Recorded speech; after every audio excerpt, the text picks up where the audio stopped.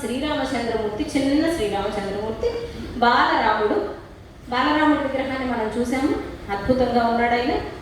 అలాంటి ఆయన్ని పెంచుతూ ఉన్న సమయంలో ముగ్గురు తల్లులు కదా, ఆయనకి ఎవరికీ లేనటువంటి సౌభాగ్యం. ఆయన్ని చూస్తూ ముగ్ధ మనోహర స్నిగ్ధ వదన మంచు చుబుకాన కాటుక చుక్క పెట్ట, ఇక్కడ చుక్క పెట్టారు.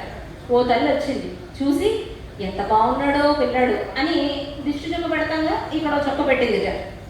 ముల్లోకముల గెలుచు ముసి ముసిలో వంచు చెక్కిళ్ళపై చిన్ని చుక్క పెట్ట. ఈసారి ఏ కైకో వచ్చింది. కైకమ్మ వచ్చి ఎంత బాగున్నాడో మా నాయన, దిష్టి తగులుతుందేమో అని మళ్ళీ ఇంకో చుక్క దిష్టి చుక్క ఇక్కడ పెట్టింది. ముల్లోకముల గెలుచు ముసి ముసిలో వంచు చెక్కిళ్ళపై చిన్ని చుక్క పెట్ట.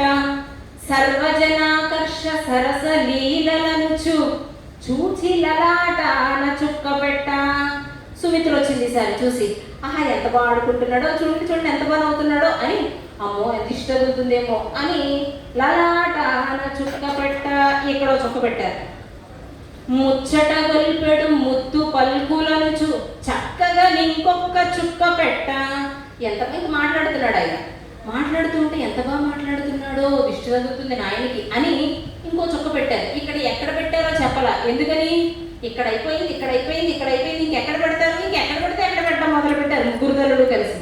ముగ్గురమ్మలు నిట్టుల ముద్దు తోడ దిష్టి చుక్కలు పెట్టుచు దేహమంతా దిష్టి చుక్కలు పెట్ట మొదలు పెట్టారు. ఎందుకంటే ఎప్పటికప్పుడు ఆయన చాలా అందంగా కనిపిస్తున్నాడు. దిష్టి తగులుతుందేమో అని తల్లి హృదయం అల్లల్లాడిపోతుంది.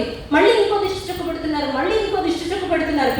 పెట్టి శ్యామకాంతుని చేసి రామలంతా వీళ్ళు నలుగురులాగా చేసేసారు ముగ్గురు తల్లులు కలిసి.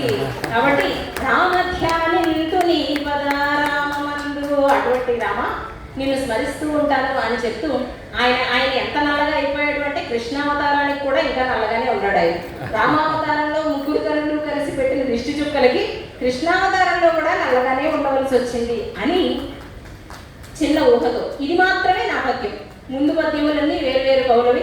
ఆఖరి